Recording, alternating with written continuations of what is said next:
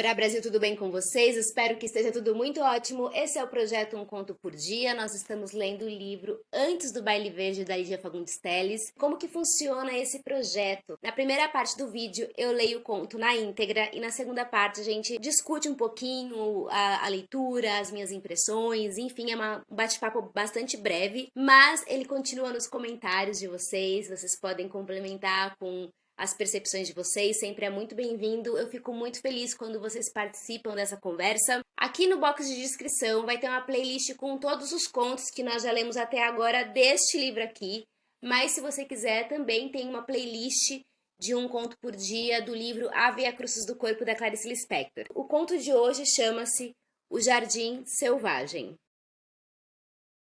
Daniela, é assim como um jardim selvagem, disse o tio Ed olhando para o teto, como um jardim selvagem. Tia Pombinha concordou, fazendo uma cara muito esperta, e foi correndo buscar o maldito licor de cacau feito em casa. Passei a mão na tampa da caixa de marrom glacê que ele trouxera. Era a segunda ou terceira vez que a presenteava com uma caixa igual. Eu já sabia que aquele nome era como o papel dourado embrulhando simples castanhas açucaradas. Mas e um jardim selvagem? O que era um jardim selvagem? Jardim selvagem é um jardim selvagem, menina. Ah, bom, eu disse. E aproveitei a entrada de tia Pombinha para fugir da sala. A tal caixa estava mesmo fechada, tão cedo não seria aberta. E o licor de cacau era tão ruim que eu já tinha visto uma visita guardá-lo na boca para depois cuspir na bacia, fingindo lavar as mãos. Mais tarde, quando eu já enfiava a camisola para dormir, tia Pombinha entrou no meu quarto, sentou-se na cama. A caixa de doces já estava enfurnada em alguma gaveta. Sovina. O Ed casado, imagine!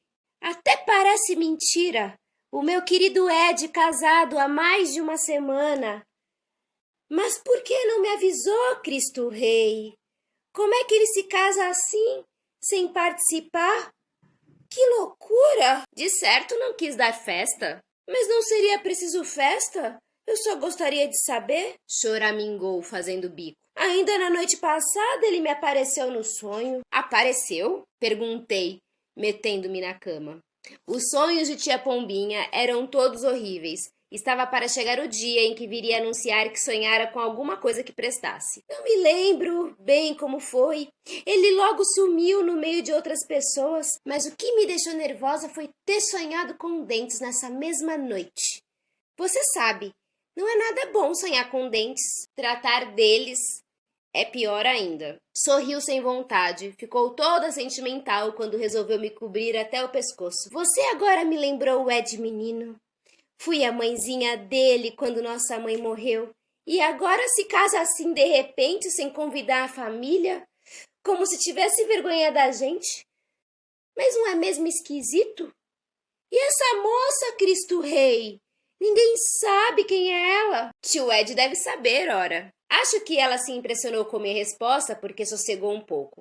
Mas logo desatou a falar de novo com aquela fala aflita de quem vai pegar o trem. Falava assim quando chegava a hora de viajar. Ele parece feliz, sem dúvida, mas ao mesmo tempo me olhou de um jeito. Era como se quisesse me dizer alguma coisa e não tivesse coragem. Senti isso com tanta força que meu coração até doeu. Quis perguntar. O que foi, Ed? Pode me dizer o que foi? Mas ele só me olhava e não disse nada. Tive a impressão de que estava com medo. Com medo de quê? Não sei, mas foi como se eu estivesse vendo o Ed menino outra vez. Tinha pavor do escuro, só queria dormir de luz acesa. Papai proibiu essa história de luz e não me deixou mais ir lá fazer companhia. Achava que eu poderia estragá-lo com muito mimo. Mas uma noite não resisti e entrei escondida no quarto. Estava acordado, sentado na cama. Quer que eu fique aqui até você dormir? Perguntei. Pode ir embora, ele disse. Já não me importo mais de ficar no escuro. Então, dei-lhe um beijo como fiz hoje. Ele me abraçou de ficar no escuro. Mesmo jeito que me olhou agora, querendo confessar que estava com medo, mas sem coragem de confessar. Disfarcei um bocejo e afastei as cobertas porque já estava transpirando quando minha tia anunciava uma história importante. Na certa vinha alguma bobagem sem importância nenhuma. De resto, tia Pombinha tinha mania de ver mistério em tudo, até no nosso limoeiro que dava às vezes uns limões adocicados. Não passava um dia sem falar nos tais pressentimentos. Mas por que ele tinha de ter medo? Ela franziu a testa. Seus olhinhos redondos ficaram mais redondos ainda. Aí é que está. Quem é que pode saber? Ed sempre foi muito discreto, não é de se abrir com a gente, ele esconde. Que moça será essa? Lembrei-me, então, do que ele dissera. Daniela é como um jardim selvagem. Quis perguntar o que era um jardim selvagem, mas tia Pombinha devia entender tanto quanto eu desses jardins. Ela é bonita, tia? Ed disse que é lindíssima, mas não é tão jovem assim. Parece que tem a idade dele, quase 40 anos. E não é bom isso de ser meio velha? Balançou a cabeça com ar de quem podia dizer ainda um montão de coisas sobre essa questão da idade. Mas preferia não dizer. Hoje de manhã, quando você estava na escola, a cozinheira dele passou por aqui. É amiga da Conceição. Contou que ela se veste nos melhores costureiros, só usa perfume francês, toca piano. Quando estiveram na chácara nesse último fim de semana, ela tomou banho nua, debaixo da cascata. Nua? Nuinha! Vão morar na chácara. Ele mandou reformar tudo, diz que a casa ficou uma casa de cinema. E isso que me preocupa. Ducha, que fortuna não estarão gastando nessas loucuras? Cristo Rei, que fortuna!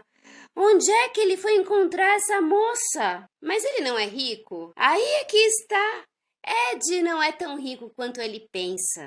Dei de ombros. Nunca tinha pensado antes no assunto. Bocejei sem cerimônia. Tia Pombinha era com ciúme. Havia muito dessas confusões nas famílias. Eu mesma já tinha lido um complexo de irmão com irmã. Afundei a cabeça no travesseiro. Se queria tanto conversar, por que não se lembrou de trazer os doces? Para comer tudo escondido, não é? Deixa, tia. Você não tem nada com isso. Ela abriu nos joelhos as mãos ossudas, de unhas onduladas, cortadas, rente. Passei a língua na palma da minha mão para umedecê-las. Sempre que olhava para as mãos dela, assim secas, como se tivessem lidado com giz, precisava molhar as minhas. Diz que anda sempre com uma luva na mão direita. Não tira nunca a luva dessa mão. Nem dentro de casa. Sentei-me na cama. Esse pedaço me interessava. Usa uma luva? Na mão direita. Diz que tem dúzias de luvas, cada qual de uma cor combinando com o vestido. E não tira nem dentro de casa? Já amanhece com ela. Diz que teve um acidente com essa mão. Deve ter ficado algum defeito. Mas por que não quer que vejam? Eu é que sei. Como Ed nem tocou nisso, fiquei sem jeito de perguntar. Essas coisas não se perguntam. Casado, imagine. Deve dar um marido exemplar. Desde criança sempre foi muito bonzinho. Você precisava ver que pérola de menino. Uma verdadeira pérola. Tinha Pombinha, ficou falando algum tempo ainda sobre a bondade do irmão. Mas eu só pensava naquela nova tia que tomava banho pelada debaixo da cascata e que não tirava a luva da mão direita. Na manhã de sábado, quando cheguei para o almoço, soube que elas passaram em casa. As coisas que valiam a pena aconteciam sempre quando eu estava na escola. Tia Pombinha gaguejava, o pescoço fino, cheio de manchas avermelhadas. Ficava assim, que nem peru quando tinha uma emoção forte. Ah, você não imagina como é encantadora. Nunca vi beleza igual. Que encanto de moça! Tão natural, tão simples e ao mesmo tempo tão elegante, tão bem cuidada. Ah, foi tão carinhosa comigo. Fiquei olhando para as pernas finas de tia Pombinha com as meias murchas de cor de cenoura.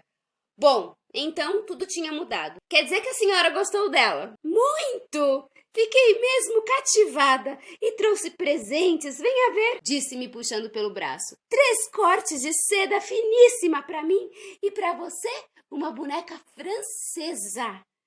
Loura, loura. Tenho ódio de boneca. Ducha, você vai gostar dessa. É a coisa mais linda que já se viu. Olha aí, não é linda? Fiquei olhando a boneca dentro da caixa. Usava luvinhas de renda. Ela estava de luva? Estava, uma luva verde, combinando com os sapatos. No começo a gente estranha a luva só naquela mão, mas não é mesmo de se estranhar. Podia fazer uma plástica? Enfim, deve ter seus motivos. Um amor de moça. A conversa no mês seguinte com a cozinheira de tio Ed me fez esquecer até os zeros sucessivos que tive em matemática. A cozinheira viera indagar a Conceição se sabia de um bom emprego. Desde a véspera estava desempregada. Tia Pombinha tinha ido ao mercado, pudemos falar à vontade enquanto Conceição fazia o almoço. Seu tio é muito bom, coitado. Gosto demais dele, começou ela enquanto beliscava um bolinho que Conceição tirara da frigideira. Mas não combino com Dona Daniela. Fazer aquilo com o pobre do cachorro, não me conformo. Que cachorro? O Kleber, lá da chácara. Um cachorro tão engraçadinho, coitado. Só porque ele ficou doente e ela achou que ele estava sofrendo. Tem cabimento fazer isso com um cachorro? Mas o que foi que ela fez? Deu um tiro nele. Um tiro? Bem na cabeça. Encostou o revólver na orelha e pum! Matou assim como se fosse uma brincadeira. Mas eu vi com estes olhos que até há de comer. Ela pegou o revólver com aquela mão enluvada e atirou no pobrezinho. Morreu ali mesmo, sem um gemido. Perguntei depois. Mas por que a senhora fez isso? O bicho é de Deus, não se faz isso com o bicho de Deus, uma coisa dessas. Ela então respondeu que o Kleber estava sofrendo muito, que a morte para ele era um descanso. Disse isso? A mulher deu uma dentada no bolinho, ficou soprando um pouco porque estava quente como o diabo. Eu mesma não conseguia dar cabo do meu. Disse que a vida tinha que ser... não me lembro.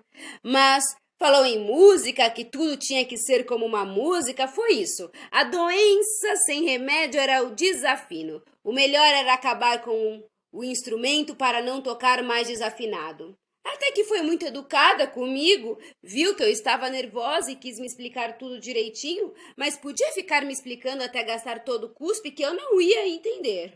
O que entendi muito bem foi que Kleber estava morto, o pobre. Mas ela gostava dele? Acho que sim. Estavam sempre juntos. Quando ele ainda estava bom, ia tão alegrinho tomar banho com ela na cascata. Só faltava falar, aquele cachorro. Ela perguntou por que você ia embora? Não perguntou nada. Nunca me tratou mal, justiça seja feita. Sempre foi muito delicada com todos os empregados, mas não sei. Eu me aborreci por demais.